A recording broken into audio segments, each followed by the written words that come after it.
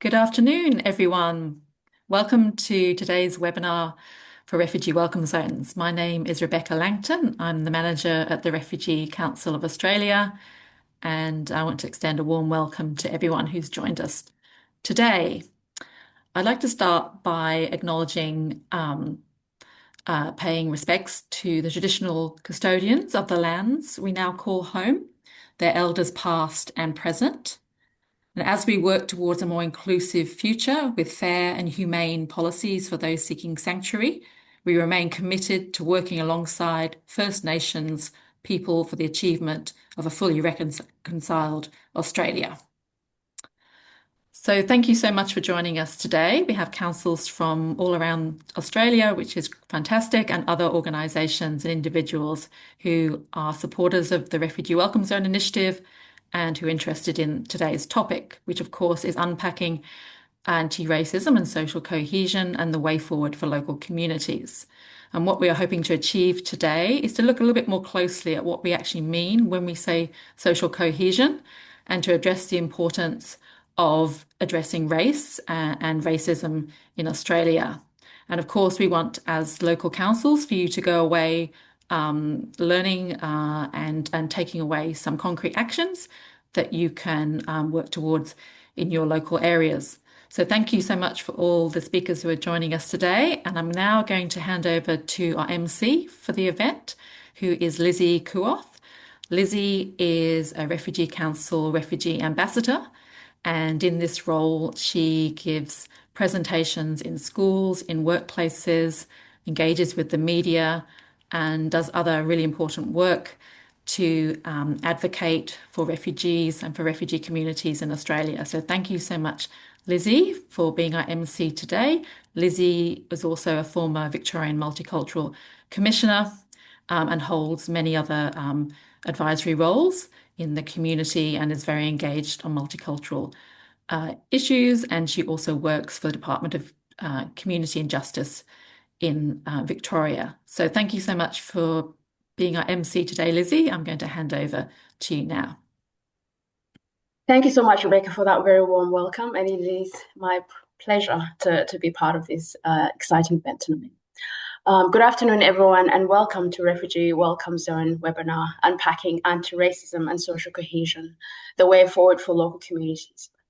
As mentioned by Rebecca, I'm very passionate about this work. I've been involved in this work for as long as I can remember, and I'm really excited to see that a lot of people are interested in this space and want to do more work in this.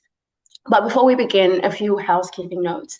We encourage you to submit questions via the Q&A function throughout the session. Our team will do their best to ensure they are addressed during the panel. Some content may be sensitive, as Rebecca mentioned. We are discussing very important topics today. So if you do feel triggered, please feel free to step away if needed. Today's session is 90 minutes webinar, featuring insightful comments from 4 distinguished speakers. As you can see on the top, we have Giri, our Race Discrimination Commissioner, joining us today for the webinar. Lisa Button, CEO, Community Refugee Sponsorship Australia. I apologise if you are hearing some background noise. They're doing a lot of works in my area. And Blaze as well from Community Refugee Sponsorship Australia. And Mariola Nibo, Multicultural Development Officer from the Shepparton City Council. We'll begin with individual presentations, followed by a panel discussion, exploring how we can reconcile Australia's strong support for multiculturalism with the persistence of racial prejudice, and how local council can lead the way in building inclusive communities. Now, before we officially begin, I too would like to acknowledge the traditional custodians of the land we meet today. I'm joining you from the Wonurung land of the Kulin Nations and pay my respects to their elders past, present, and emerging. I extend that respect to all Aboriginal and Torres Strait Islander people joining us today. Now, to begin, our first speaker, we warmly welcome Commissioner Giri Silverman, born in India, migrating to Australia as a child. Before his appointment in 2004, Giri was principal lawyer at Murray's Blackburn, leading the Queensland Employment Law Department. He also served as a chair of Multicultural Australia and was a Queensland Multicultural Advisory Council member.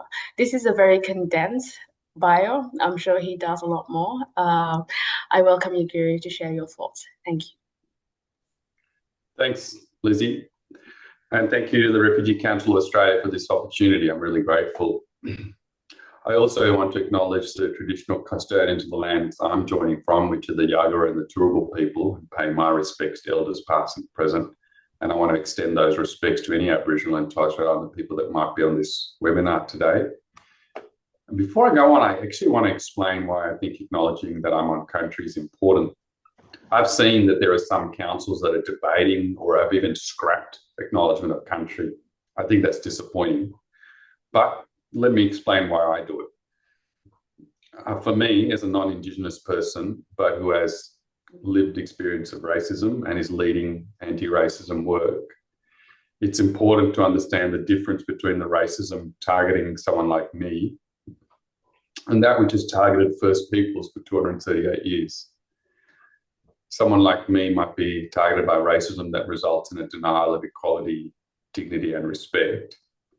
Racism targeting First Nations people also results in a denial of equality, dignity, and respect. But in addition, it is a denial of self-determination and sovereignty, which has included the taking of their land by settlers before me. And I, as a settler migrant, have benefited from that denial of sovereignty. I've benefited from that racism. I've benefited from the taking of their land. So it's a very small but important step for me to acknowledge I'm one country. Now, again, thank you to RCOA for this chance to talk. And I think that when people think about combating racism, they're often thinking about what federal or state and territory governments should do. But in our research, local councils have a really critical role to play. And it's a role that many haven't played. Last year, the Human Rights Commission released the National Anti-Racism Framework, which was the first ever whole of government and whole of society approach to eliminating racism in Australia.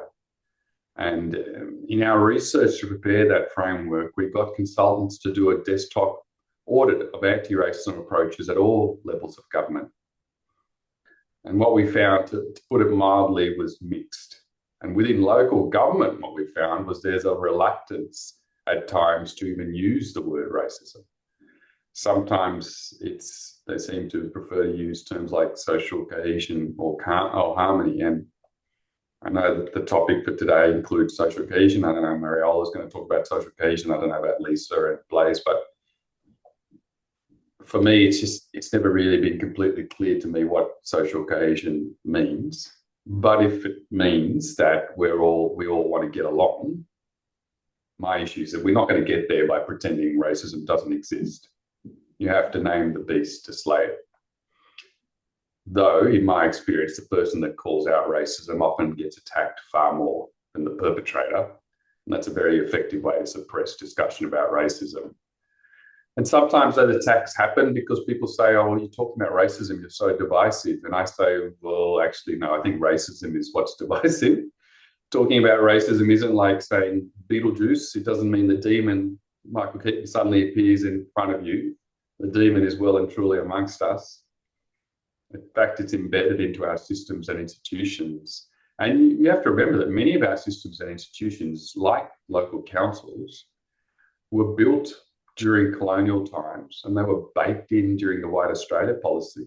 They were not designed to let in people of colour. They weren't designed to let in people like me, Blaise and Lizzie. And they certainly weren't designed for Aboriginal and Torres Strait Islander people. So now some of them are playing a century of catch-up. But here's the thing. What I want to do and what everyone that's speaking to you today, Mariola, Lizzie, Lisa, and Blaise, what we all want to do is try and make our society better. And my family has a wonderful life in Australia, but that doesn't mean that others don't suffer racism. And it doesn't mean we can't do better. We can and we should. And you in local councils have a really unique opportunity to do that, to make things better. Our research shows that community design and community-led anti-racism work is the most effective anti-racism work. And who in government is closer to community than local council? We know that community organisations and service providers tend to have higher levels of trust from communities that experience racism.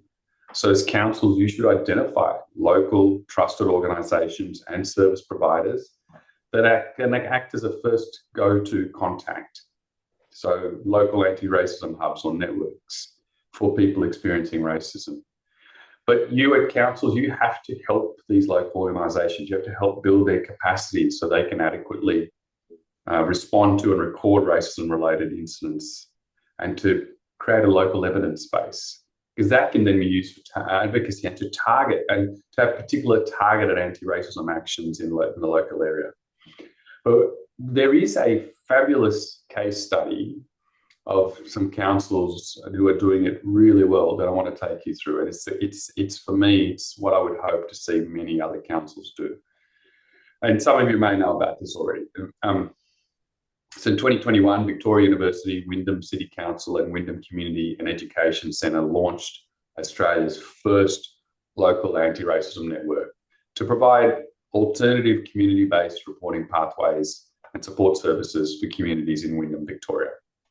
And that was the result of a successful pilot project led by Victoria University on the practical ways that reporting and support services could be tailored to the specific needs of local communities in Wyndham. Now that's been successfully expanded.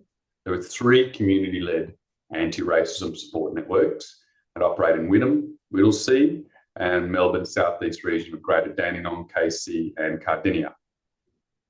What these networks do is they connect local government, service providers, and community members. And together, the networks create a supportive environment where local community members can safely share their experiences of racism and access appropriate support, such as legal advice or assistance with reporting to an authority or psychological support. And then the networks record, with consent, of course, reported cases of racism to develop local data on racism. So, for example, the intake and assessment staff at the Southeast Anti-Racism Network are trained to listen to people reporting racist incidents, provide appropriate referrals, and offer the option to complete a simple report. And that data is reviewed every 6 to 12 months, used to inform discussions with local councils, police, shopping centre management, or to drive anti-racism advocacy and policy change. So what this does, these kind of networks, they don't just raise awareness about racism, but they empower communities to respond to it. And it promotes a sense of joint commitment and purpose in tackling racism, which you might even call social cohesion. And many individual community members have been empowered to speak up against racism and support others in the community. So the creators of this project, and the thing to remember here, this is community-led community design. It's really important. They've recommended a 5-step approach for other local governments. And so this is what I hope that all of the local government representatives listening can take into account. 1, you identify local organisations and community groups to be first contact organisations. And they have to be organisations that are trusted by communities. So ones that have people that have experienced racism and are interested in enhancing support for community members or clients who've experienced racism. 2, you need to build the capacity of these first contact organisations to provide adequate support, reporting and referral services. And remembering, they often have very limited resources. They're staffed by volunteers. They're people that have 17 other things going on. They're parents, they're workers, they're probably doing community sport. You know how it is. The volunteers end up volunteering for everything because they're volunteers. That's the sort of people they are. So they're pretty overburdened to begin with. And the organisations won't provide specialised or legal advice, but instead emotional support and the opportunity to report and record the incident, and then to discuss options for further actions. 3, you promote these newly established or enhanced support organisations and reporting services across local communities. 4, you establish a local support network, and you're connecting the local community groups and organisations with each other and linking them with existing specialised support services. They could be mental health services, community legal services, local police, complaint handling services. And then finally, You identify one central organisation tasked with coordinating this local support network to support the gradual expansion, promote its services, centrally collect the individual reports of racism, and you use this evidence for awareness-raising campaigns and to inform prevention and intervention measures.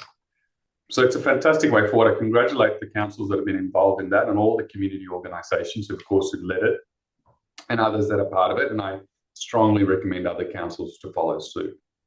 But there are other things you can do.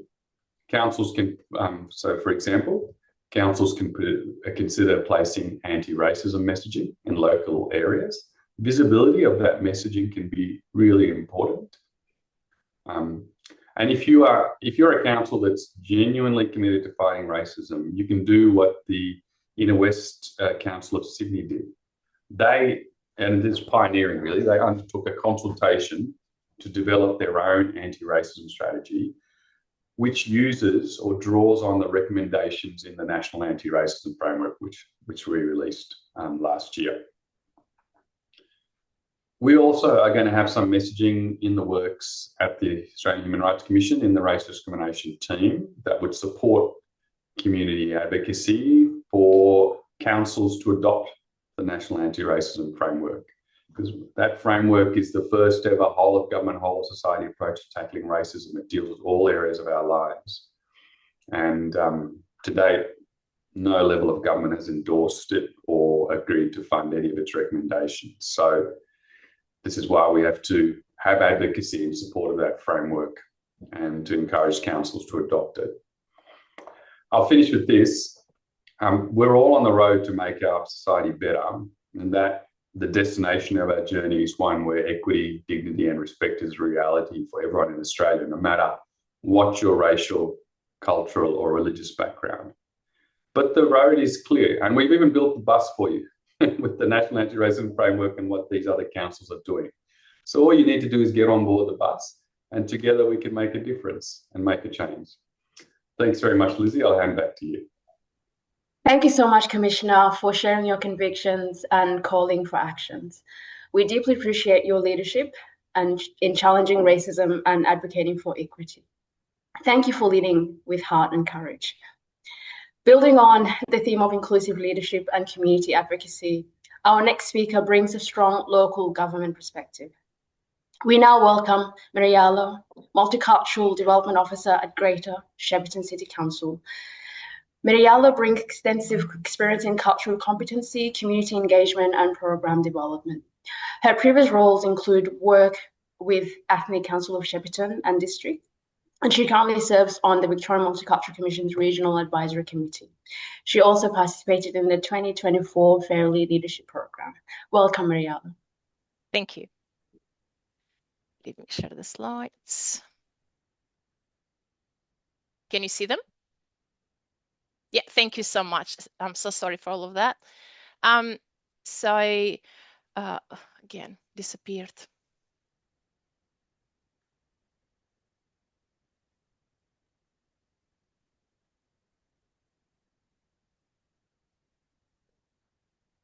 We're seeing Rebecca's screen now, which has your slides. Yeah, okay. Okay, so hello everyone. I'm so sorry for that. Hello everyone.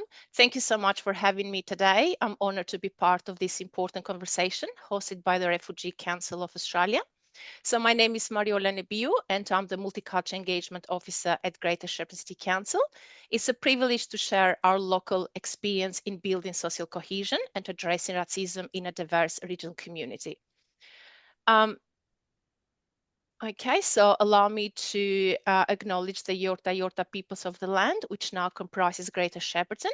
We pay respect to their tribal elders, we celebrate their continued culture, and to acknowledge the memories of their ancestors. So I'd like to start by sharing a quick overview of Greater Shepparton diversity. This slide shows a snapshot of our community based on the 2021 census data. It's important to note that our communities are at different stages of development. Some are still emerging, others are growing, and many are well established and proud for their progress. So I had the privilege of guiding several groups through the process of forming their own associations, and I'm incredibly proud of the amazing work they are done to present their voices. Greater Shepparton also has been home to people from over 100 cultural backgrounds, and I currently engage with more than 30 active culture communities. Many countries are represented by multiple faiths and traditions, resulting in around 50 representatives groups.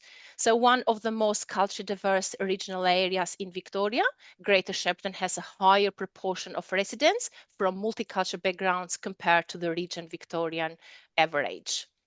So I would like to take you through about my role. So my role focuses on 3 key areas. So fostering community connection, building trust and relationships by being present, attending events, and creating spaces for people to share their stories, as Giri mentioned earlier.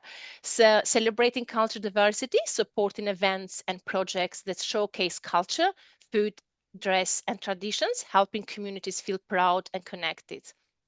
Also, I'm proud to say that collaborative partnerships, working with local organizations and leaders in our area to create inclusive programs and ensure our efforts align, has been very, very successful. And I'll take you through our projects. So now I'd like to take you through the Multicultural Action Plan and to share how we build it together with our community. So Multicultural Action Plan is something that drives us actions, and with this is for Multicultural Action Plans is for 3 years, is going to be due for next year, and we work with an implementation plan yearly one. So this is how we take actions to make sure that the plan truly reflects the voices of our community. We run consultations with different culture groups and to work with organizations internally and externally. So this process gave us the data you see here, which became the foundation of creating the Multicultural Action Plan. We received responses from 14 culture backgrounds, and you can see a number 329 responses. From our engagement, 5 clear priorities emerged. People told us that they wanted easier access to services, more chances to celebrate culture, better communication, more inclusion, and safe spaces for everyone. So this is the Multicultural Action Plan, was developed based on Council's role in fostering inclusion and community connection. So the key themes of our Multicultural Action Plans, inclusion and celebration, and how we do it. We do it by recognizing and valuing the contribution of our multicultural communities. Access to service, another key point, making sure that our services and spaces that meet community needs. And communication, creating opportunities for connection, healthy lifestyles, and active participation. So these themes guide everything we do to strengthen social cohesion in Shepparton. We are going to go in details in the next slides. So I'd like to focus in this slide by showing you. So building social cohesion starts with connection. So in my role, I engage with multicultural communities in everyday spaces where they live, work, and gather. So this is, I have created their trust. So places when they feel safe, heard, and valued. So always I make time to go to these places, to meet to them and to listen with them. So through these relationships, I have created a distribution list, which is over 200 individuals. And you can see who is involved in here. So from community leaders, faith leaders, trusted messenger, as Giri mentioned earlier, including community leaders, youth, elders, and others who are deeply connected to their communities, who share our messages to their communities, and they go deeply in their communities. So most of them, as I said, are very trusted and share important information within their networks and help others understand what services and supports are available. I'm also part of several community WhatsApp groups where we regularly share updates, resources, and opportunities. So these trusted channels help keep everyone informed, connected, and included. This is how we turn diversity into strength, by building trust, sharing knowledge, and creating a region where everyone feels they belong. So also this slide is very important for me to show you. So we celebrate diversity through a wide range of events and programs. I have a wealth of data to share about participation and impact, but what I truly matters and would like you to highlight is the way these events bring different cultures together. And you can see from the data. So our celebrations are not just about showcasing diversity. They create spaces where people interact, share traditions, and build relationships. So from Culture Diversity Week, Harmony Day, Refugee Week, art exhibitions, food festivals, these programs turn inclusion into action and transform diversity into meaningful connections. You can see here that we do have so many cultures involved in each event, and this is what we think we bring that social cohesion. So they interact with each other and they show their cultures through these events. This one is one of the most powerful examples on how we celebrate diversity and build inclusion is through supporting communities to lead. So we give the opportunity to the communities to lead their event, to empower themselves. And this example is a Refugee Week event, which was led by the Afghani Women Association with support from Council. So a First Nations representative as well was presented, and the acknowledgement of the country set a respectful, inclusive tone. So Council's role wasn't to run the event, but empower the community to lead, giving them the ownership, visibility, and a plan to share their stories. So I'm so proud for this group. One of the members of this group has won the Women Charter, and the other one just got alumni of the Fair Leadership Program for 2025. These achievements show the power of the community-led initiatives and the impact of creating opportunities for women to lead and to grow. Council also supports diversity across multiply areas. We provide grants that help culture groups run events and awareness programs, giving communities ownership and visibility. You can see here the grants that Council supports, and we are in contact with diverse community with refugees in everyday basis.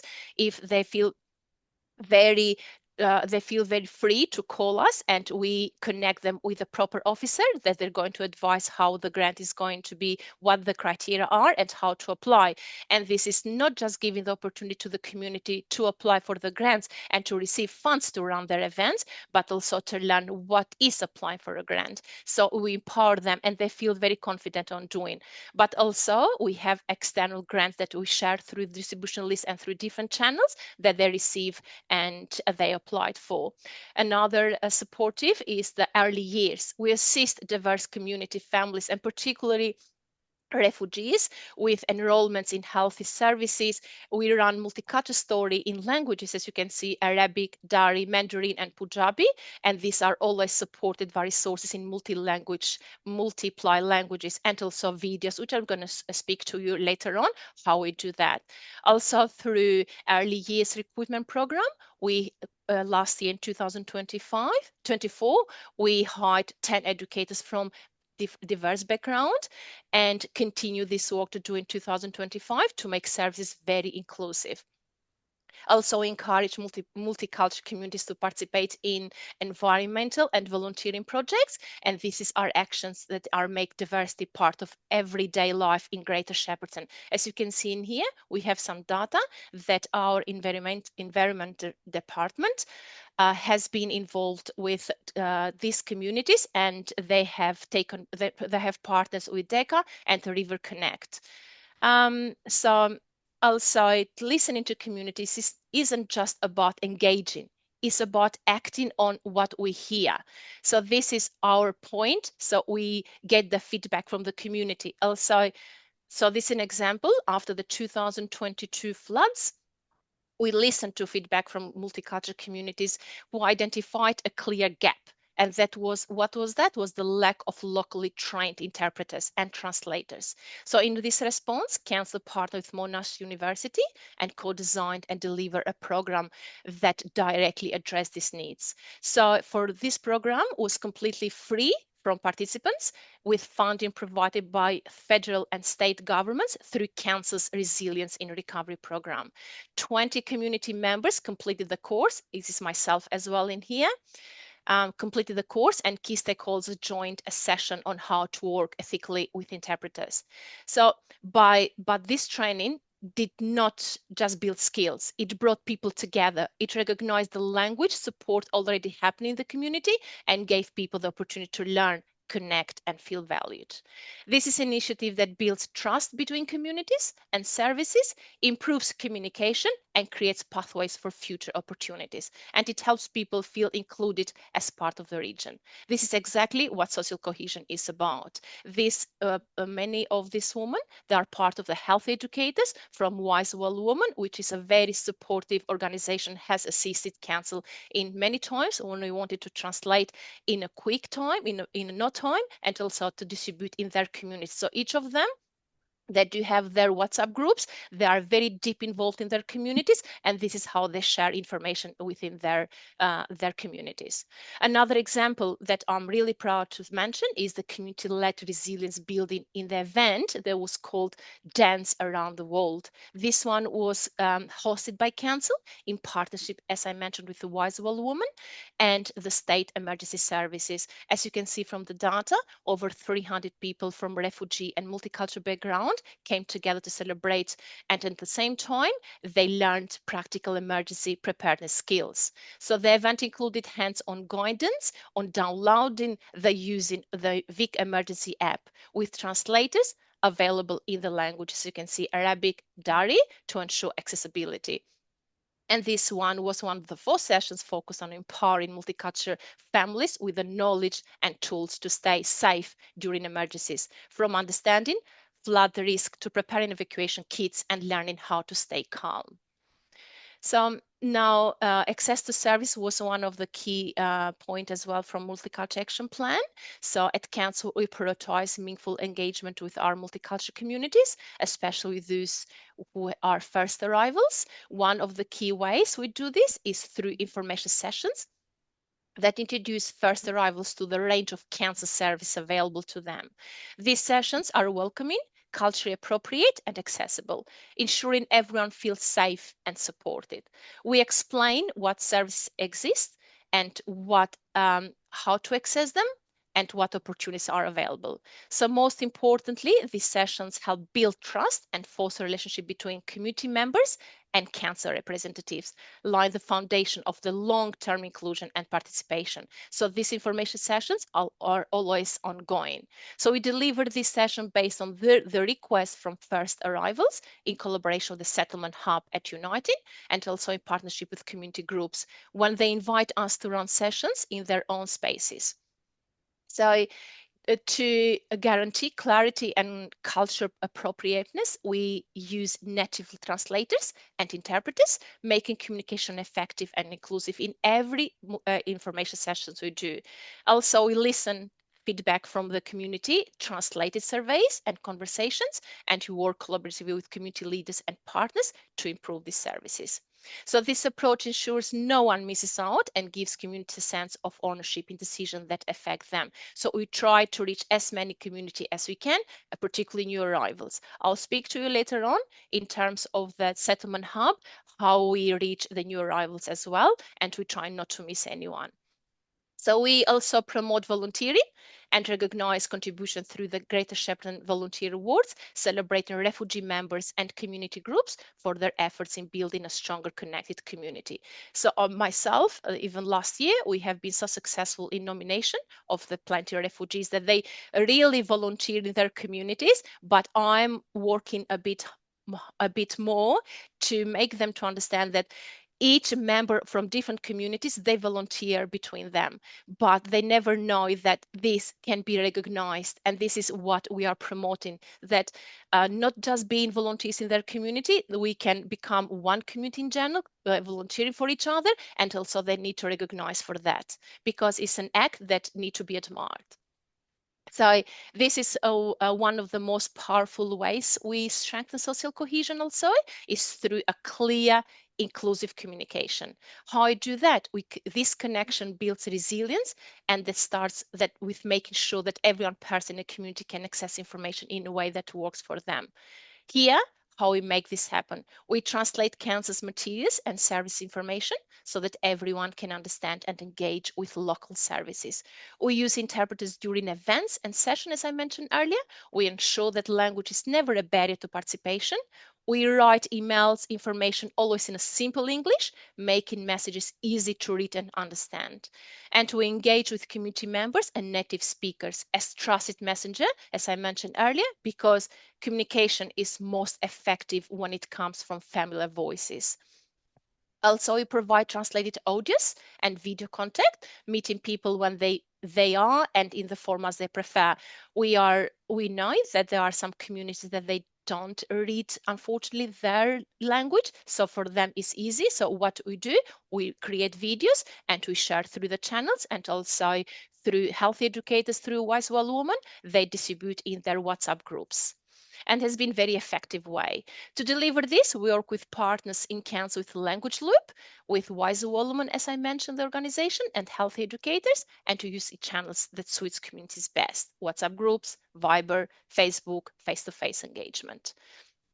So I'm very happy to show this slide as well, because they are some successful projects we have worked, we are still ongoing, and they are future programs that we are planning on doing. So one of the successful project that we have created is Greater Shepparton Multicultural Services Mapping. So how this happened, I sent outside an expression of interest to all my service providers and stakeholders, and we collect if they wanted to be part of this mapping, they all are happy to do that, and we collect information about their services, what they deliver to multicultural communities, and the purpose for that is to share with the community what services are available, to help find the support they need, and also to identify services that we are missing. Another program is Multicultural Events and Festivals, help us to learn about our community, their celebrations. We collect this information, we promote their events, we support in planning of these events, and also opportunities for inclusion. We encourage community to celebrate in open areas, to bring people together and to promote interculturalism, so everyone can share and enjoy different cultures. Another program that I would like to share with you is Accelerating Diverse Workplace into Agricultural Stakeholder Engagement. This is a program supported by Council as well, in partnership with the Gardner Foundation and Primary Care Connect, one of our strong stakeholders. It aims to engage refugees in the agriculture sector by providing training, development opportunities from multicultural perspectives. This program also helps participants gain practical skills, understand industry requirements, and build pathways to employment, while fostering inclusion and economic participation. So I proudly would say that in Shepparton, stakeholder engagement is strong, and we are proud for the collaborative approach that brings together local organizations, community leaders, and industry partners to make this initiative success. For future programs, intergeneration is one program that we are working with, and we are working with bringing elders and youth people together from diverse communities, and not only. So this connection will help reduce loneliness, preserve cultural heritage, and build respect. So by sharing these stories and skills, communities become stronger, more inclusive, and resilient. About the Intercultural Ambassador Program, I'll speak to you the next slide. So this is what we have started to work in. It's called Shepparton Culture Ambassador Program. It's a council initiative inspired by successful programs that has happened in Bendigo and Ballarat. So this program will bring together representatives from different cultural backgrounds to celebrate Greater Shepparton's diversity. Ambassadors will receive training in storytelling, public speaking, event planning, and intercultural communication. So the Culture Ambassador Program is about helping people connect. We'll create spaces where people can meet, can talk, and can feel safe. So they will help everyone feel they belong by sharing stories and building trust. It will celebrate culture, build partnership, and strengthen social cohesion through events and conversation. And this is how make Greater Shepparton a place where everyone can feel included and respected. So this slide as well, I'd like to focus more. In my role with Greater Shepparton City Council, I work across multiple networks and committees to ensure that our diverse communities are supported and included. Settlement meetings. I attend every 2 months with settlement meetings which bring service providers together to review data on new arrivals. So we do have data every 2 months, what the new arrivals are and what gaps in support the new arrivals are. To this one, develop practical solutions that meet their needs. So these meetings focus on understanding challenges faced by new arrivals, such as housing, employment, health, transport, languages, and create coordinated response that improve settlement outcomes and strengthen community connection. So there are some issues that we are facing as well, but I believe that through, as Giri mentioned earlier, through collaboration with the stakeholders and with local government, I believe we can strengthen these gaps and we can achieve a lot. So as part of the advisory committee to the Victorian Multicultural Commissioners, we deliver key messages and raise issues impacting in our region, ensuring that state level decisions reflect the needs and prioritize of refugees, diverse communities in region Victoria. Another role is as a committee member with the Victorian Local Government Multicultural Issues Networking. We collaborate with councils across the state. We share the best practices and contribute to policy discussions. Together, we work to ensure equitable service delivery and strengthen partnership that promote social cohesion initiatives. I encourage all the Victorians to be part of this meeting, that are part of this meeting. So in this way, we collaborate for the benefits of our refugees, diverse communities in region. So more than welcome, whoever is from that is not involved, is in this meeting, would like to join, just be in contact with me, and it will be great to be part of this.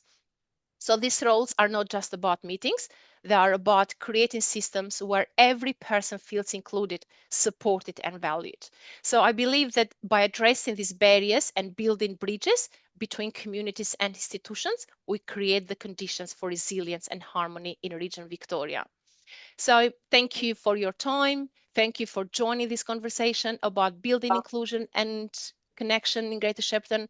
If you'd like to collaborate with us, to share your ideas, learn more about our programs, please reach out to me. My contacts are on the screen. I'd love to work together and to make a positive impact in our communities. Thank you. Brilliant work, Mariola. Thank you so much for your dedication to strengthening community connections and fostering a sense of belonging. Your work continues to pave the way for inclusive and responsive local community initiatives. It's good that you shared your contact. I can see that there's some comments querying if they could share your contact, so that's good. Sure. And to those who've already, no problem. And to those who've already sent through their question, thank you so much for your engagement. I promise we'll get to those during the panel session. Now, to conclude our speaker presentations, we turn to powerful partnership that exemplifies community-led refugee support and lived experience. Our final speakers are Lisa, CEO of Community Refugee Sponsorship Australia. I did struggle earlier. It's a bit of a mouthful. And Blaise. Lisa founded CRSA in 2018 and has led the organization with a deep commitment to refugee advocacy, policy reform, and community engagement. Lizzie is the CEO of CRSA. She has worked in law, policy, and program for more than 15 years, and she is a fellow of the Centre for Policy Development. Lisa has served as a member of the Settlement Advisory Council, advising the Minister for Immigration, Citizenship and Multicultural Affairs. I'll now also share Blaise's bio. They're both from the same organization. So Blaise was born in Democratic Republic of Congo and has spent over a decade in a refugee camp before migrating to Australia in 2010. Now a proud Australian like myself, Blaise has worked intensively to support newly arrival migrants, refugees, and asylum seekers. With over 10 years of experience in community development, he is passionate about capacity building and mobilizing, having held roles with both local and international NGOs. I welcome them both to speak and share their work. But before they do that, I would like to play a short 2 minutes video that introduces their work. Thank you.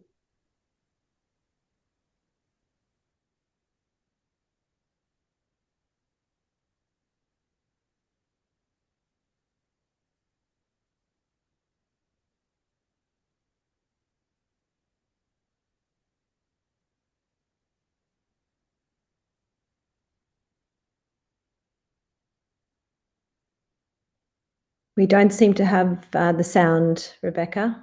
We've got the image.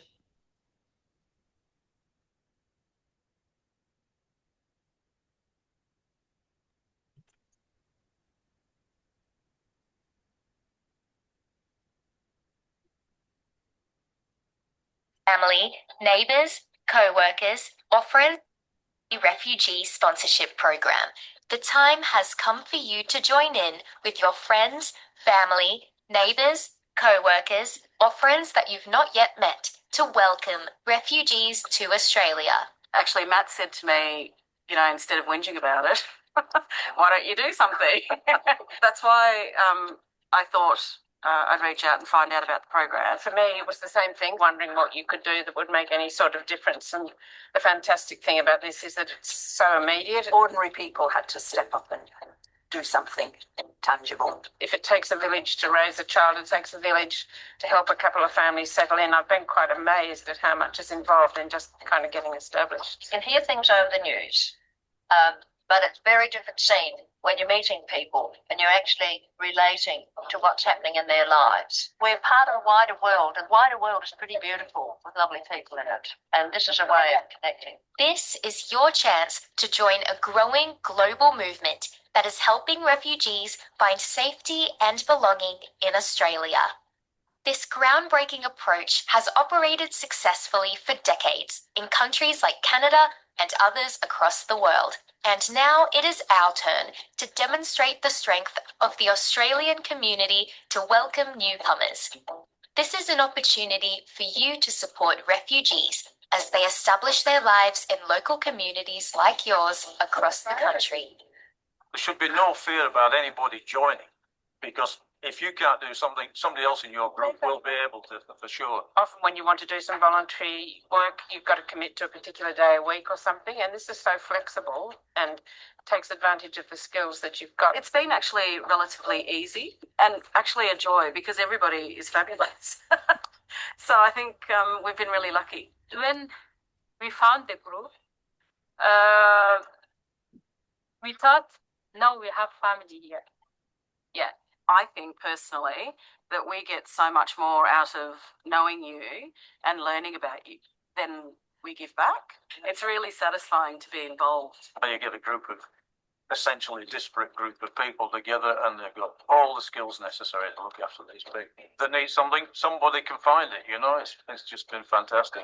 So I think the groups worked really well, really cooperatively, and I think having different ages and different life experience and stages and so on has really... To be quite honest, I had no idea how I could contribute when I started. You do your bit, and other people do humongous bits or all sorts of different bits, and it all matters. I didn't realise that there would be so many people that you would really relate to and enjoy, and funnily enough, everybody had a sense of humour right from the beginning. It's really good to be part of a team. The little ways we can help make big differences for them. And for them, knowing that there's a friendly group of people there to support them, I think it's important. Whenever I have a problem, whenever I'm faced with something that I'm sort of like unable or I'm not able to do that, so I'm calling them, I'm just emailing them. Teamwork. Yeah, it is teamwork. It's teamwork. From my point of view, the human contact that we get and the rapport is really enormously valuable for me. The important support we receive, the emotional support. The generosity, the courage, the warmth and the appreciation of people when they're just bare bones open there. And I think that's pretty generous of them, and we're doing our very best. It's just been totally rewarding from start to now. Don't hesitate. Absolutely. Yeah, if you're thinking of joining, do it. It's great. It's really, really rewarding. As with all these things, you get more out of it than you put in, that's for sure. It is really actually such a privilege for us to be able to get involved and help navigate that life from Afghanistan, what that looks like in an Australian context. My world has become much more colourful, but a little bit busier and a whole lot more bigger.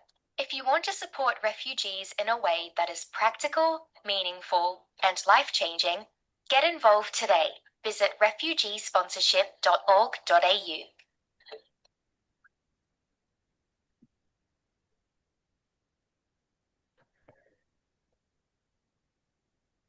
Shall I jump in now, Lizzie? Yes, thank you, Lisa. Thanks. Well, thank you, everyone. There's a few tough facts to follow as speakers. Giri and Mariola, fabulous presentations. I'd like to acknowledge the traditional owners of the lands that I'm coming in from, the Wurundjeri people of the Kulin Nation, and pay my respects to elders past and present and any Indigenous people in this forum today. I'd like to, acknowledge that as a former white South African, I've been exposed to and the beneficiary of both the extreme state-sponsored and overt racism of apartheid South Africa that I was born into and my family happily was able to leave behind, but also the covert, less acknowledged, but nevertheless real and damaging racism that is present in the Australia that I grew up in and that I continue to live in. So I'm honoured to be part of this really important conversation and have the opportunity to share our work with you along with my colleague Blaise.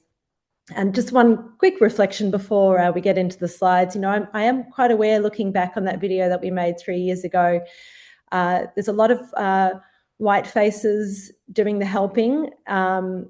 And not all, but many. Over the last few years, we've seen more and more Australians of all sorts of different backgrounds joining into the program, and that's an aspiration we continue to have. So I hope that people take away from that it's a very inclusive program, that anyone who feels that they've got any time or energy to contribute to feels that they can be a part of.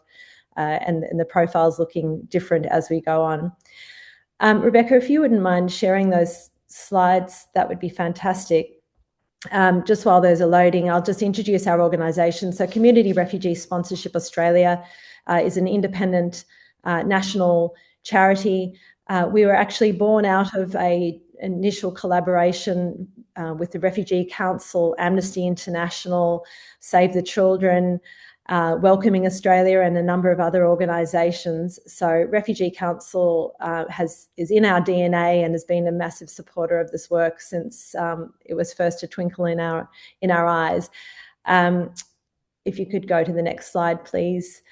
So as an organisation, what we're all about, and sorry, the next one after that, is inviting Australians, everyday Australians, to come to their table with their generosity, their goodwill and their social capital to support refugee newcomers.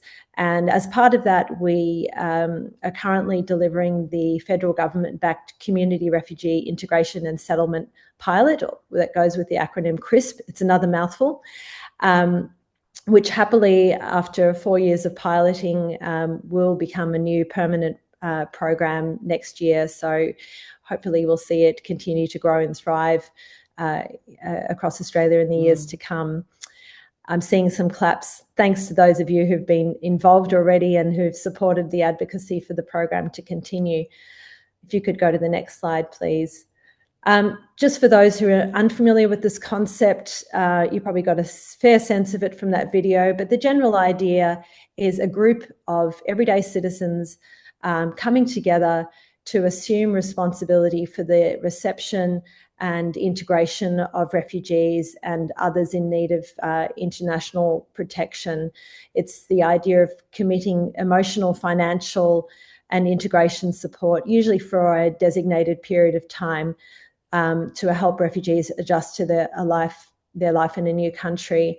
That's a global definition. It doesn't describe in detail every program, but there's more than 20 countries now around the world who practice this in one way or another. And in some ways, it's really just putting a label to something that, if we're lucky, happens organically, but trying to make that happen at a more systemic level rather than relying on luck and happenstance. If you could go to the next slide, please.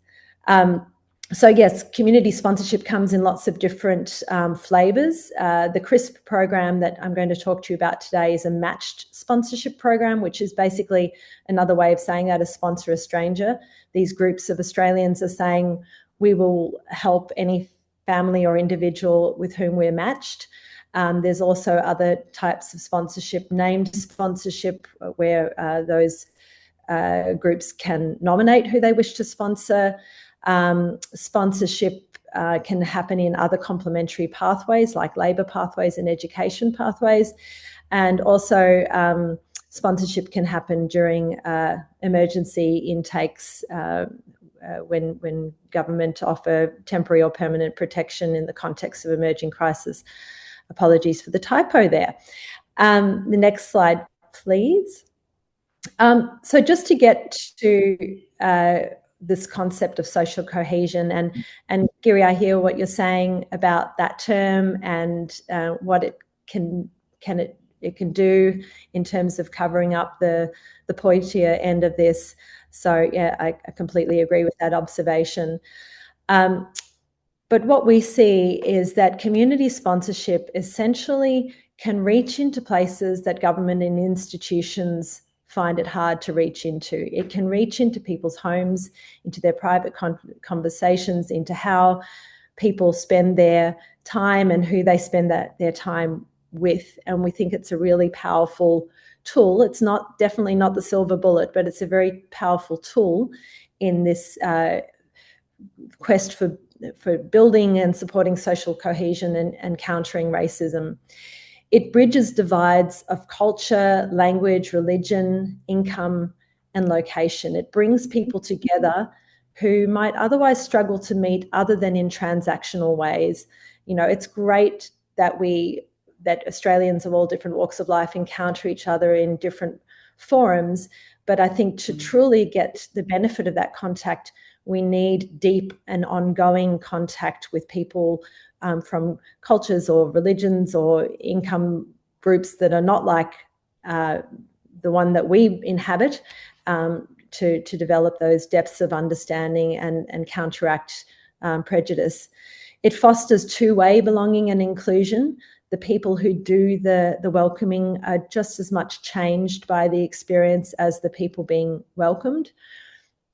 It develops bridging social capital, so that means social capital between different groups rather than just the bonding social capital that happens within particular communities, and supports the full social and economic participation of newcomers.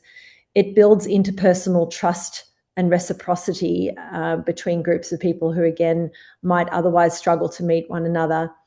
And it builds knowledge and trust in the system through a sort of locally led and decentralized approach that's very flexible and can work in pretty much any community, regardless of what infrastructure exists there.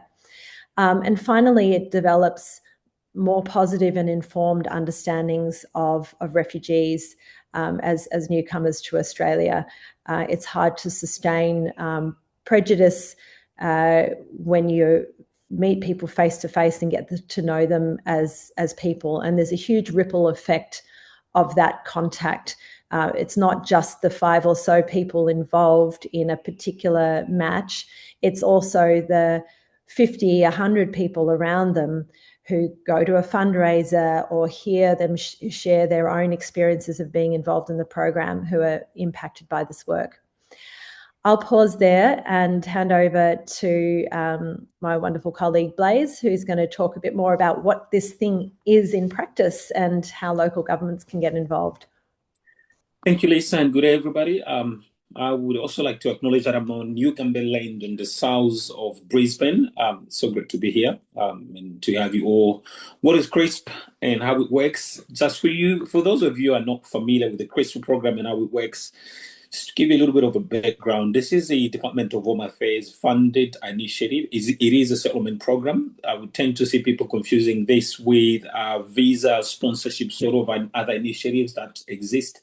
This is a purely settlement program, and refugees that are being referred into this program are all unlinked refugees and referred by the UNHCR to the Department of Home Affairs, who then process visas and facilitate travel. So the program starts at the airport. The way it works is that private citizens, everyday Australians, form groups of 5 or more to welcome and supporting refugee resettlement for 12 months from the day of arrival. And what we do in the background, we've been funded to deliver the program across the country, and we empower, mobilize, and supporting these groups in their settlement journey.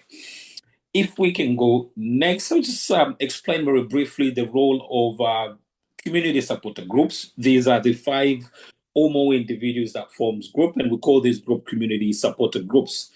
Basically, their roles start by planning settlement. So we will work with groups as soon as they come on board to really start looking at their community from a settlement lens. We've got a settlement plan that we give them, and so they develop that, and that is what guides them in navigating settlement in their community. There is a bit of a fundraising aspect to the program, and this goes in funding what we call the initial setup cost of the settlement. You may not be aware of this, but usually there is a gap between arrival to when welfare support comes in. And I should add as well that refugees coming as part of the CRISPR program, they all receive all the usual benefits like any other humanitarian entrant. So from welfare support to Medicare, as well as all the other support, including MAP and the rest. The group also assist the newcomer to secure a short-term accommodation from the day of arrival, and then assisting them to securing a long-term accommodation after that first initial phase. The best part is usually the airport meetup. So groups goes to the airport to welcome these newly arrived refugees. I always want to share this as well. Unlike our usual traditional settlement program, what happens in the CRISP is that groups are usually in contact. In most cases, they will be in contact with the newcomers while they're overseas. So the newcomer actually comes to Australia knowing who will be supporting them, who will welcome them. And in most cases, even photos have been exchanged. In some cases, even video calls when the newcomer can speak English. So they will come at the airport with that bit of anxiety that we all know is starting a new life in a new country. It's somehow taken off knowing that they've got people who are willing to welcome and supporting them. And of course, after arrival, there's a couple of things that happens. The first few weeks involves all the essential registrations and local orientation will happen. After that, it's really all based on the needs, aspirations, and challenges of the newcomers. It really informs the support that the groups will provide to them. And as I said earlier, if we can go next, the program runs for 12 months from the day of arrival. I just have some statistics here, which I think will be quite relevant to you all. As of September 2025, we've had over 300 groups engaged across the country. 900 individuals have been matched with groups across the country, and out of those 900, 837 individuals are currently calling Australia home as a result of private individuals, everyday citizens putting their hands up to welcome them and supporting their settlement out of their own goodwill. And with those, we've got groups across all Australian states and territories as we speak, and they've welcomed over 20 people from 20 countries of origins. We've seen over 1,500 individuals really putting their hands up to be part of this. And of course, they also bring their networks alongside that are also providing support in the settlement journey. If we can keep moving, what we'll be interested as well to see that we've got about 40% of the 800 plus individuals that have arrived in the country really being settled in regional communities. And we've also seen communities that have never been refugees, sort of traditional settlement areas, welcoming refugees, and even some creating clusters. And of course, there have been some great settlement outcomes that we keep seeing as part of this initiative, and we'll be happy to share some of these with you as well as a follow-up. If we go next, I will briefly talk about how can your council get involved. And I know there's a question about this, but I'm also mindful we're running out of time. So we'll cover this very briefly.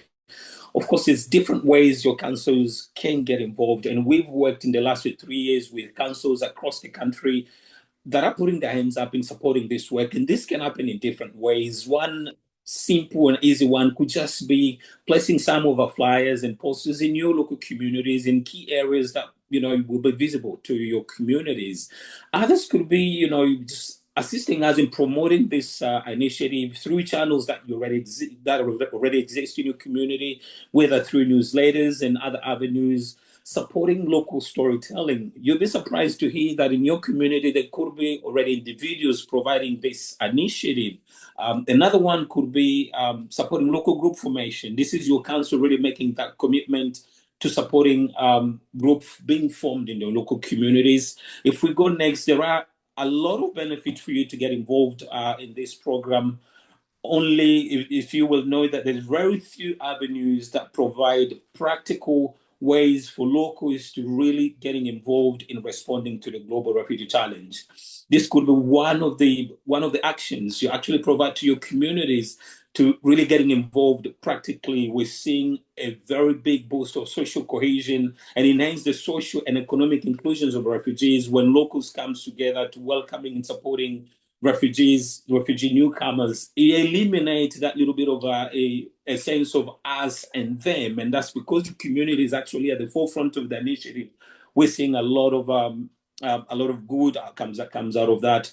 Of course, there's no many things that brings community members together. We're seeing as part of the Graceful program, strangers becoming friends because of this shared purpose. We're seeing communities that would never have ever come together and getting involved, and all of them putting their views and opinions behind and just supporting someone starting a new life in this country. And if all of that is not enough, obviously, this allows your community to welcome new migrants into your local community and developing that sense of diversity in a community. In the next slide, we've got a QR code, and if Rebecca that works with you, we'll be happy to share this by email. Obviously, our community engagement email is there. Feel free to get in touch with us. We really love to work with various councils, all the councils as possible across the country, and we'll be keen for you to reach out or for us to reach out to you, express your interest there, and we'll be in touch. Thank you. Thank you so much, Blaise and Lisa, for your remarkable contributions, the stories you shared, your leadership.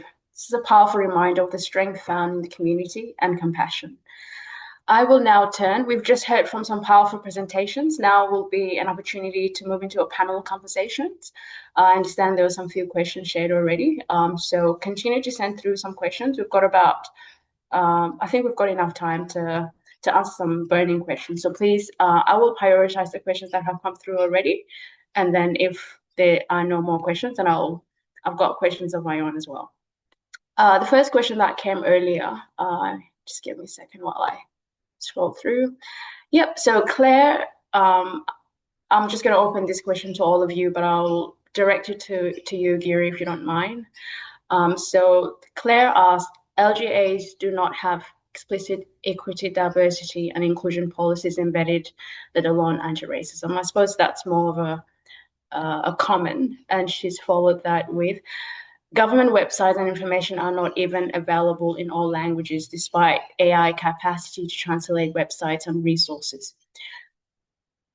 When will this be addressed? For example, mental health care resources are not available in all languages. The racism is institutionalized. Keen to hear your comments on that. Yeah, so on the first one was more of a comment, but I agree with the comment. I think it's the same issue of not wanting to talk about racism. And I don't think that diversity, equity, and inclusion programs are necessarily things that actually deal with racism, because they might say, get someone in the door, but it doesn't protect them from racism once they come into an organization or when they're accessing goods and services. So sometimes it has the opposite effect, that people say, oh, look, we're doing really good. We've got a DE&I program. But when you look at leadership and you look at who's got power, it's just people who are white. So there's not actually been a change. On the second point, it frustrates me enormously how we really do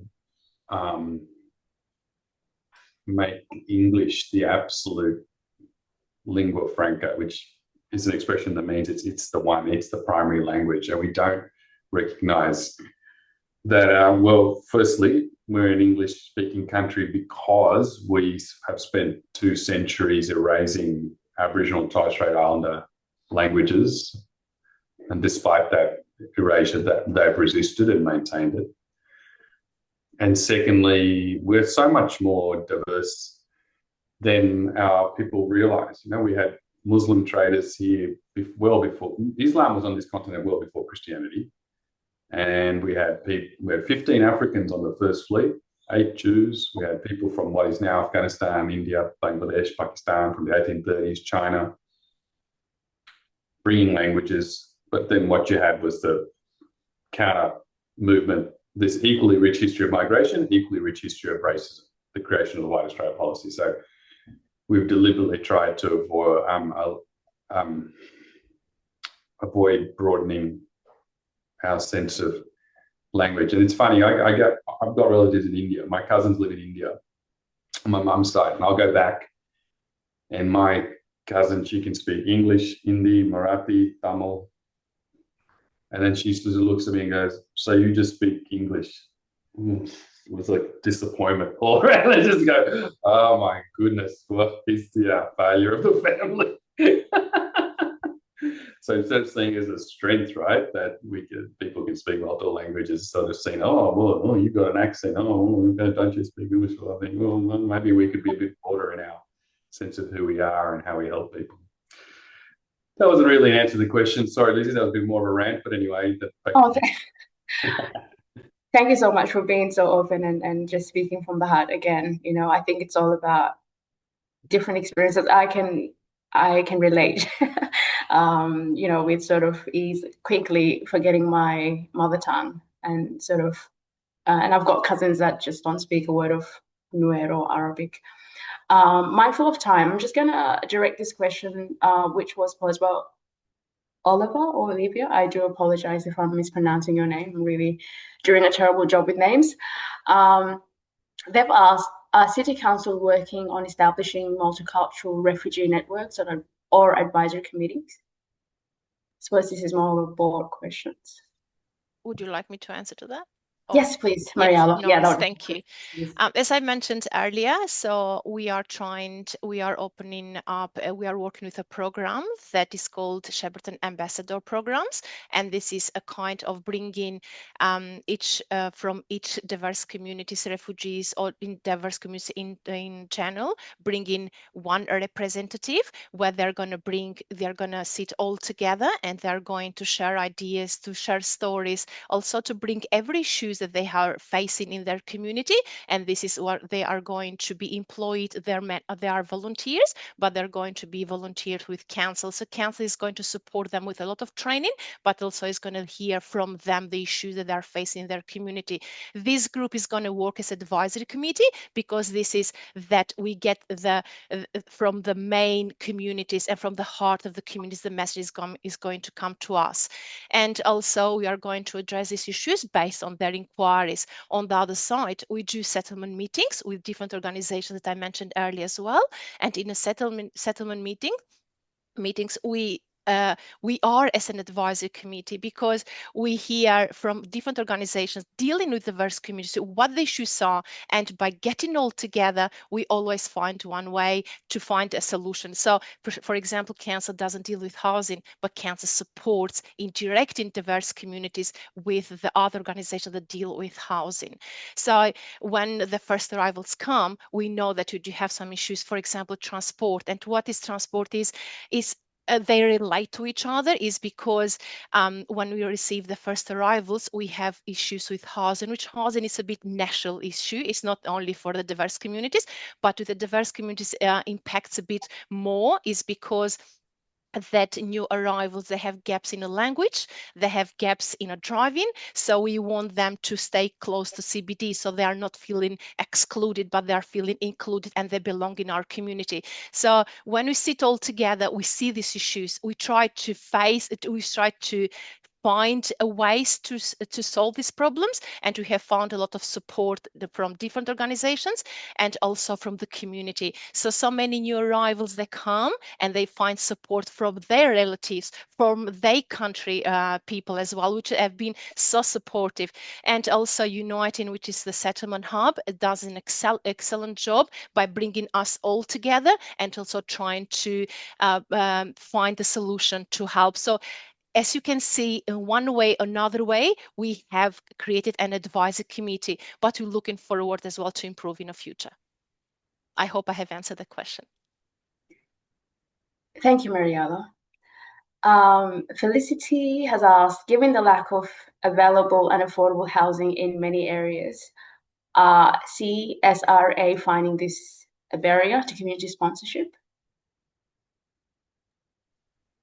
Shall I take this one, Blaise? Or look, as Blaise will know better than me, in some ways, this comes up all the time as a question and a concern from community members, and certainly not saying that it's easy, but so far, 100% of groups involved in the program have managed to solve that, will help the household that they're supporting solve that issue. We haven't seen anyone homeless or in insecure or inappropriate accommodation. People get really creative.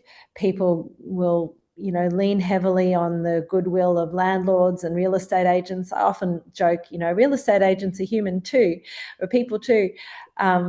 What we find is that people get excited about the project and they want to help. So housing is usually solved, but it takes effort and creativity. Thanks, Lisa. This question is for you, Giri, posted by Sally. They say, thank you for all the great work. Your work is appreciated by individuals and communities who have a voice through your work. They've asked, how do you respond to workplace racism, which is covered by policies and procedures?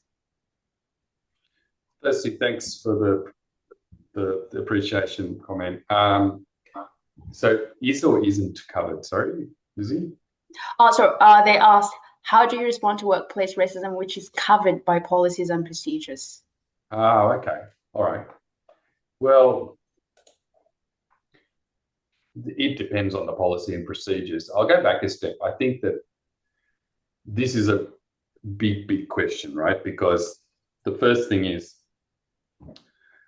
workplace policies and procedures is usually pretty narrow. They might just deal with interpersonal racism. So if someone says something to someone else or a slur or something, they rarely deal with systemic racism. They don't deal with the failure to recognise overseas qualifications, the fact that if you grew up in, let's say, Singapore and you studied in an English medium, you've still got to sit English proficiency tests, whereas if you come from the UK, USA and New Zealand, you don't have to. They often don't deal with the way in which interviews are conducted. They don't deal with cultural safety in the workplace. They don't deal with, is there a safe place to pray? Can you take leave for considerations, cultural leave, for Diwali, for Eid, for anything other than Christian holidays, which are the only ones actually recognised in law. They don't deal with the notion of who is a leader and why it tends to be the white men end up being in leadership positions. So I actually think that many forms of racism aren't dealt with by policies. And then when you do have policies, they often put the onus on the person who suffered the racism to do all the work. So they've got to make the complaint, they've got to go through the process. And we all know that the person that calls out racism tends to get attacked far more than the perpetrator. And in organisations I was a lawyer for 20 years. I represented plenty of victims of racism. Very rarely does someone stay in the organisation once they've made a complaint because it becomes too hard. So what we actually need is for the Race Discrimination Act to be amended so there's a positive duty to eliminate racism in workplaces, like we have at the moment a positive duty to eliminate sexual harassment in workplaces, but we need a positive duty to eliminate racism. It's something that's called for in the National Anti-Racism Framework. I've called for it. So far, I have no indication from government that they've got any appetite to do it, but I'll still keep calling for it. that's how you bring about meaningful change. It shouldn't always fall on the targets of racism to then have to, having endured that, to then have to, when they're usually overwhelmed, under-resourced, traumatized sometimes, and then they've got to bring about the change. So that doesn't really answer the question, Jury.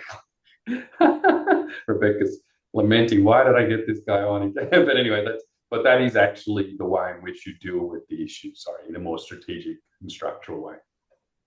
Thanks, Gary. Felicity had asked, with the settlement, so this is directed to you, Mariola, with the settlement meetings, who are the other stakeholders? How do you identify who new arrivals are and reach them? Sure. Yeah, perfect. So a great question, by the way. So I was about to mention more in my presentation, but as you know, in 15 minutes, we have to include everything. So in these meetings, we usually is the Uniting Settlement Hub, which hosts us, and we bring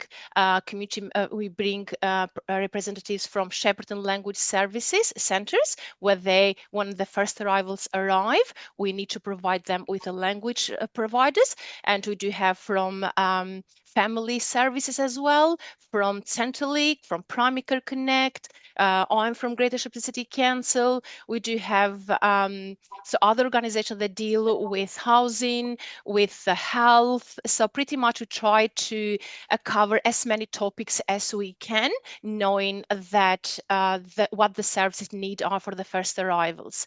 And also, I think was another question, how we know the first arrivals, who are they? What was the other question?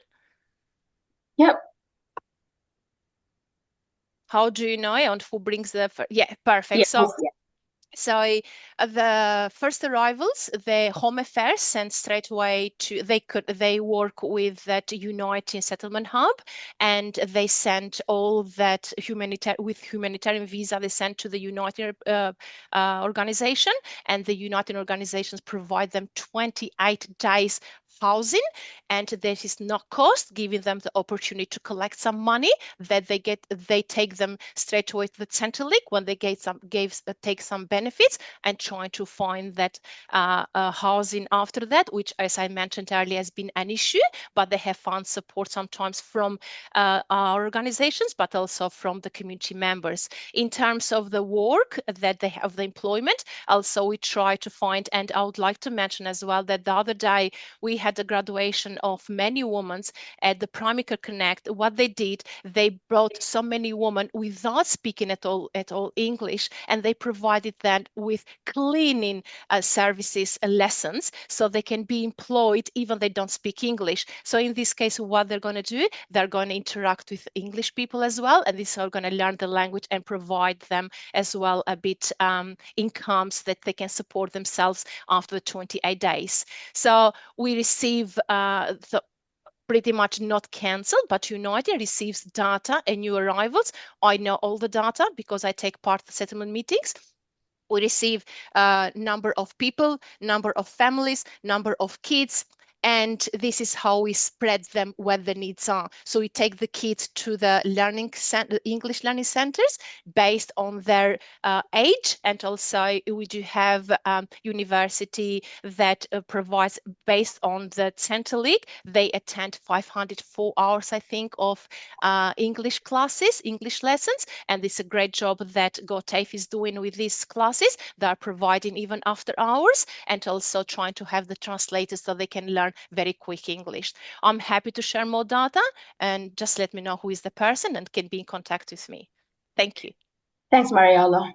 Adama Kamara asked, language is important when talking about racism. Can each of the panelists explain what terms they use and why? Mindful that we're short with time, so I do apologize in advance if your question hasn't been answered.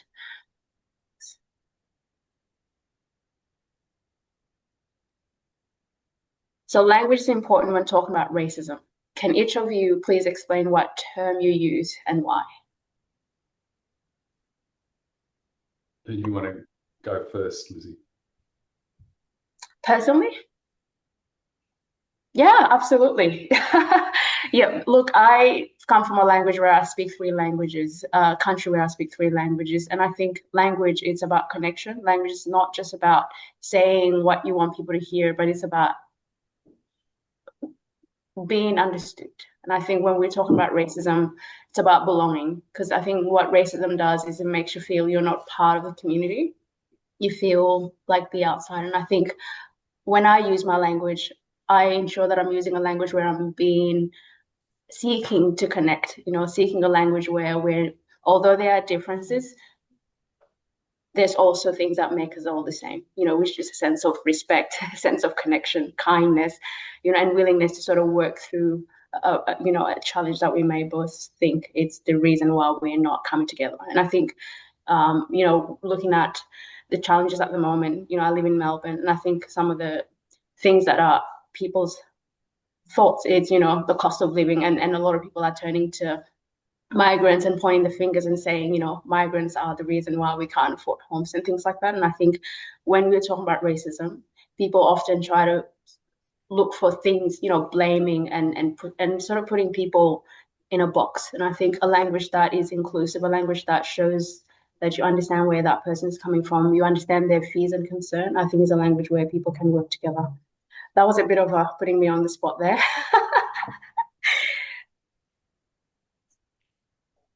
So I can jump in as well. Yes. I know Adama. Hi, Adama. There's a couple of people I know now. I can see from the questions, Gigi and Adama. Yeah. Adama's the Deputy CEO of the Refugee Council, I think. So anyway, the terms that I use, I think that for Aboriginal and Torres Strait Islander people, I use Aboriginal and Torres Strait Islander people or First Peoples. Katie Kiss, the Aboriginal and Torres Strait Islander Social Justice Commissioner, has told me that she thinks First Nations is not necessarily appropriate because that concept of nationhood has sort of been taken from Canada, and it's not necessarily appropriate. So I defer to her on that. And in terms of non-Indigenous, but she said you can say non-Indigenous people, one of the terms we use in the Commission is negatively racialised, because we say that you become racialised. What I mean is, like, just take me as an example. If I fly to Chennai, India, where I was born, I get off the plane, and in India I'm Giri or Giridharan. I get on the plane and I come home to Brisbane, and I get off the plane in Brisbane, and suddenly I become diverse or ethnic or multicultural or even non-English speaking background. And I'm exactly the same person that got on the plane and came back. I've been made different by the society that I'm in now, often by difference to what is normal, what is white. But the thing with negatively racialized is I don't think anyone understands it in communities. They sort of go, what does that mean? So I'm sort of not using that as much now, and I kind of use people of color a bit more. So Adama, to answer your question, I think it's a bit fluid. I think that for me, where I've got to is, it's not so much about the term, it's about whether people understand and whether what you're saying relates to their experience. And if you haven't achieved that, you haven't achieved it. So negatively racialized is not something people understand, nor do they feel it relates to their experience. And I'm not sure if it's the right term to use. People of color is more of an American term, but it's one that people seem to understand here. Anyway, over to the next panelist. Thanks, Gary.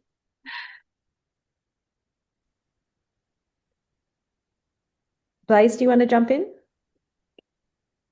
Look, I was actually been thinking about what do I actually use, the language that I use, and I feel like it's a bit fluid in a sense that it all depends on who I'm talking to and under what context I may use a specific language. Like, I prefer people addressing me as a black man because I think I'm a black man. I don't like the concept African because Africa is all 54 something countries, and we actually need visas to visit one another. So I don't like the concept of being referred to as African. I like being referred as Congolese because I'm Congolese of origin, or Australian in short. So I think, yeah, it's a bit different, and trying to explain racism in the 7+ languages that I speak can also be complex in terms of finding specific language or terms to use for people to understand, because it can mean different things in different contexts.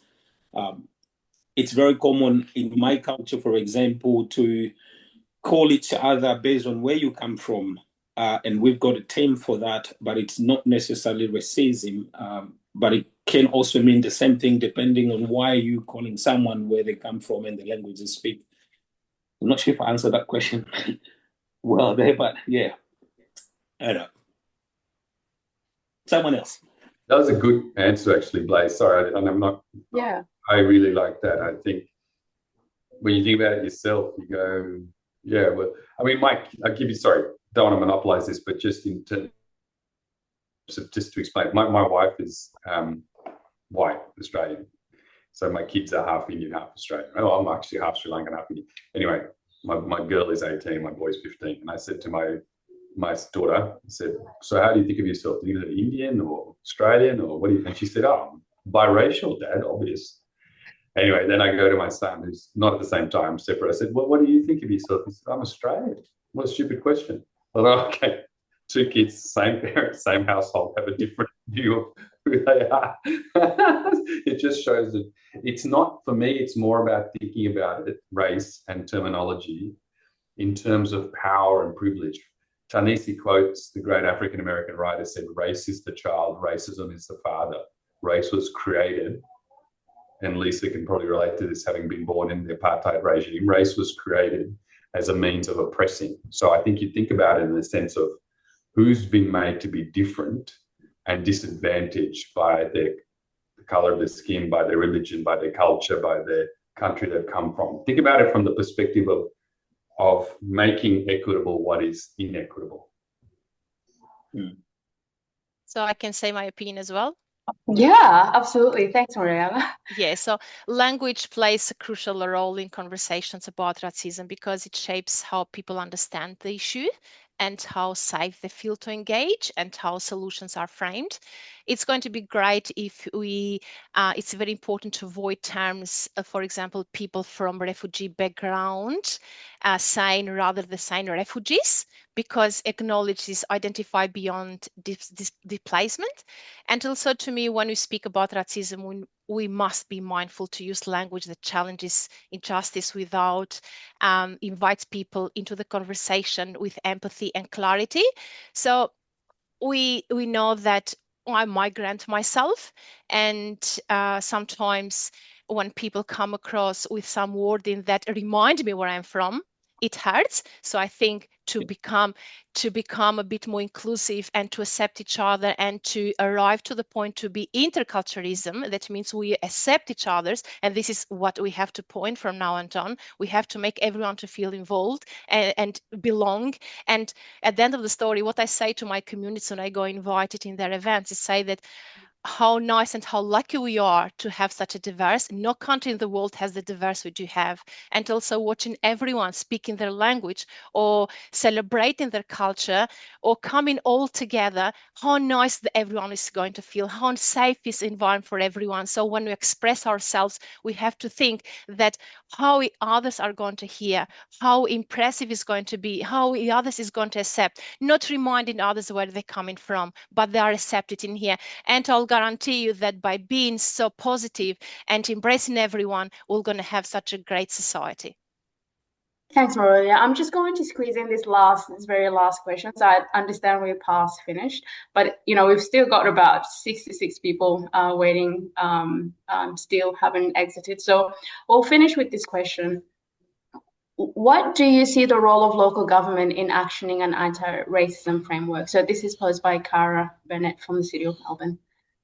And this is to everyone. Thank you.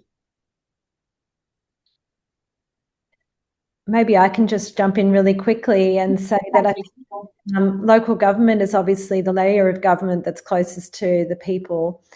And from where I stand and the work that we do, I think local government has an amazing power to connect the individual with the policy, with the broader, whether it's local, state, or national objectives. So that's the role that we hope to see local government continue to play and playing more actively in the future.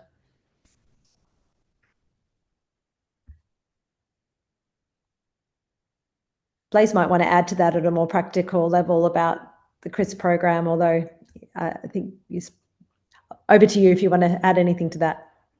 Now, it's mindful we're running out of time, but certainly I think it's, I think in the world of funding, in the world of complexities around what we funded to do or what we intend to do, I think it's all about that deliberate effort of trying to do something. We've got evidence at this stage in delivering the CRISPR program that it is actually one of the most easiest mechanism of ending the them and us and bringing the community together for a shared purpose. And really, if local government can get behind it and really moving beyond funding. We've seen councils getting involved in this program without having a specific funding for it, just using existing mechanisms, using existing workforce that they've got and trying to do something about it. And I think that's the challenge I would say is try to do something about it. It doesn't have to be big. It can be as small as having flyers at your library. It can be as small as having a public info session with us. It can be as small as doing something during Refugee Week, March Harmony Week, or Welcoming Week in September. So there is a lot that can be done, but there has to be that deliberate effort of doing it. Thank you, Blaise. Giri, Mariella, any last minute thoughts on these questions before we wrap up? Giri, would you like to go or would you like me to go? Thank you. So I agree that council should support education and awareness campaigns, ensure that equitable accessive is to services for everyone, to partner with community leaders as well to challenge discrimination, and most importantly, I believe is good for us as a council employee to collect data, local data that respond to incidents of racism as well, and to work with other state and federal bodies to collaborate and to empower.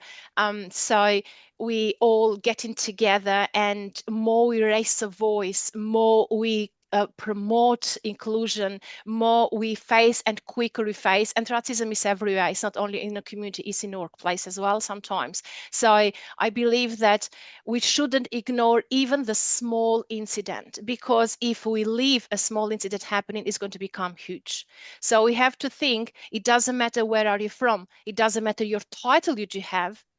You could be the president or you could be the simple worker. We all have to be faced clearly, understandably, and fairly.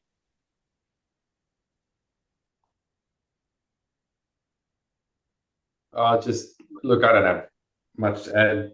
They're the experts.